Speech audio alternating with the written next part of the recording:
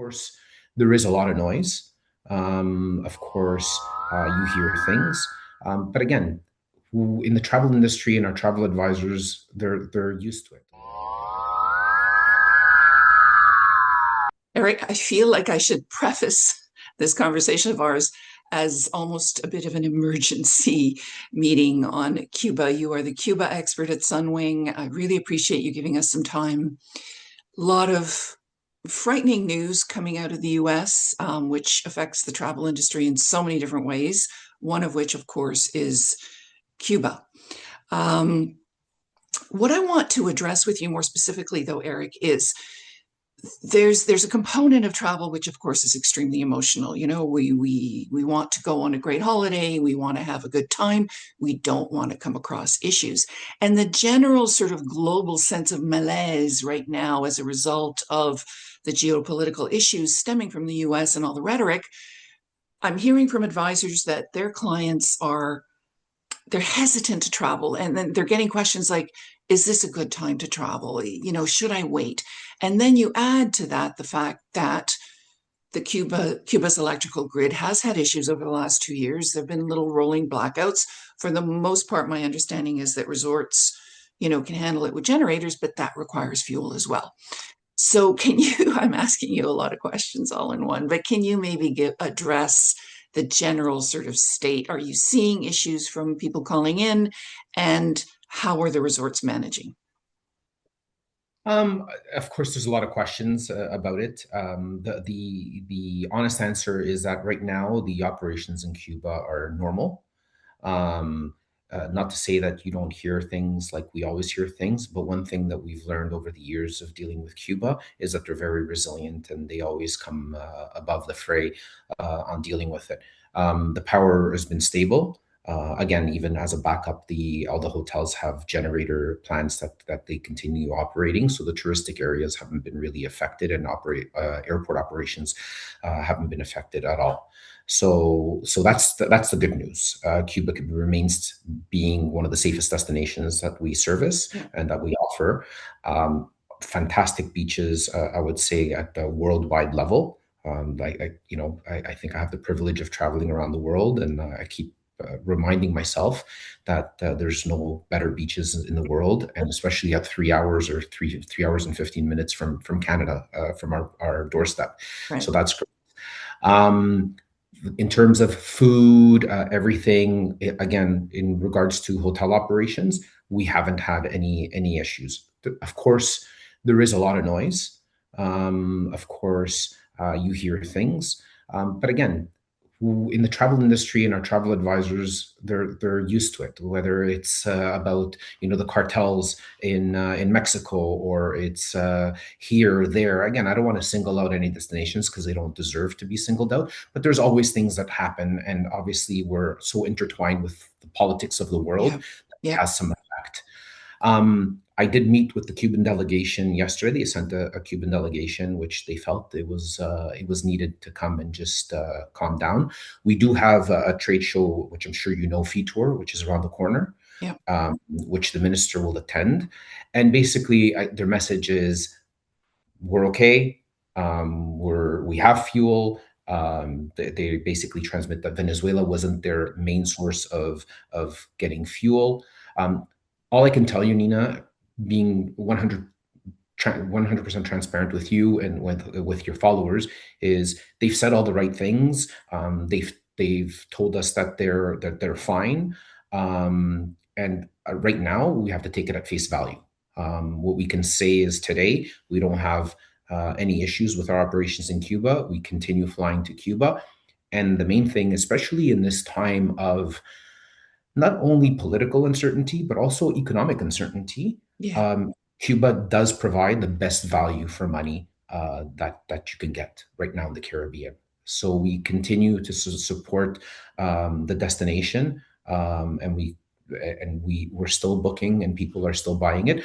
Of course, probably now I would probably say, if people want peace of mind, and obviously our travel advisor want peace of mind, I'd probably maybe advise customers to take the worry free. I mean, we still have a great plan that's the best value for money at $69.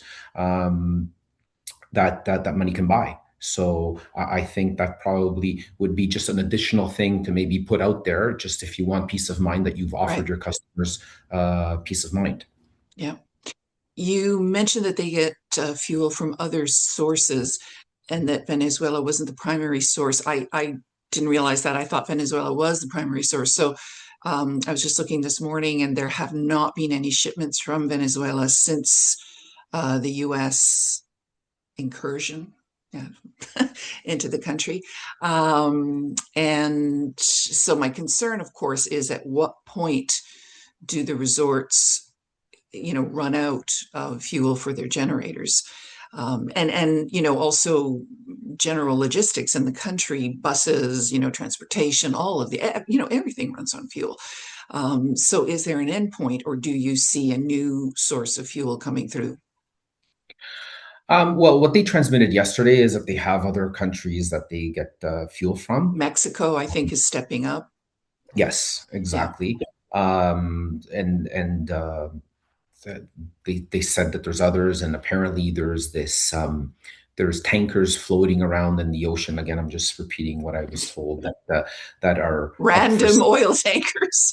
Well, No, it's basically, crazy. it's almost it's almost like that, and that they would have. I mean, I think the first thing would be we would see our aircraft operations affected if we would see that. So that would be the first Right. indicator, which would force all of us to start to pivot, which we haven't seen. As Okay. you know, in the past, we have seen that, and we haven't seen that as of yet, and that would be the first indicator. Obviously, uh, and I want to make clear that the generator issues and the electrical issues that happened in the past, they weren't really due to lack of fuel. They were more because of ailing infrastructure than they were Okay. of lack of fuel. And basically, and again, I have to be honest, it's what I was explained is that one would fail, and it created a domino effect, that when one failed, it would put more pressure on the next one, which then it would overload that one, and it would fail, and then it was a domino effect, which is what happened. They've since fixed it.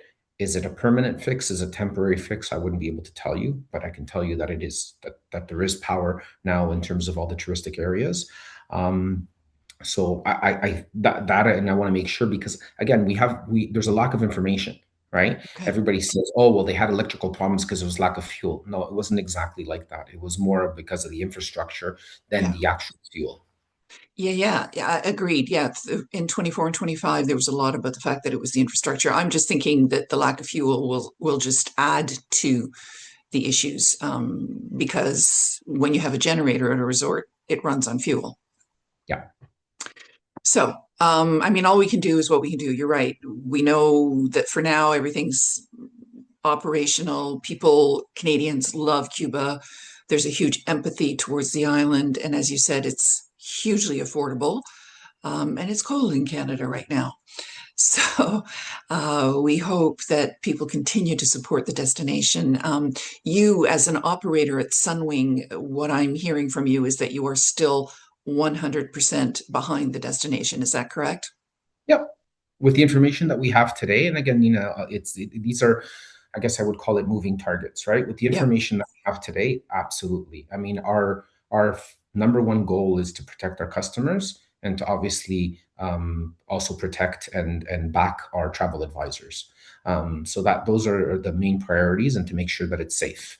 So right now, with all the information we have, we're monitoring the situation. Of course, we're talking to hotel owners that operate or that manage hotels on the island, with the hotel owners, the Cuban entities that some of them came up yesterday. I'm on speed dial with the minister, talking to him. And right now, again, we have to, and it's not that I'm trying to be legal or anything, but with the information we have today, I we're good. understand. Okay. It's so difficult to plan any aspect of the travel industry when we're facing a volatile leader who, may change his mind, about anything, and even about invading Canada for that matter, which of course is also being bandied about, which sounds completely impossible and ridiculous, but I think it puts us all a little bit on edge. We all need a vacation, is what we need, Eric. We need a vacation on a beautiful beach. I think right now, and you hit the nail on the head. I think with everything that's going on in the world, we all need to get away, get Yeah, our minds away from what's going on, and just enjoy, whether it's the ocean, a good book, a good yeah, drink, a cigar, yeah. whatever it is. Take some time for yourself and really enjoy it. And there's no better way than to do it than to just to get away. And I think that that's maybe the advice that an advisor can give their client. If they sense that their client is anxious, probably the best thing for that client to do is to go sit on a beach. Couldn't agree with you more.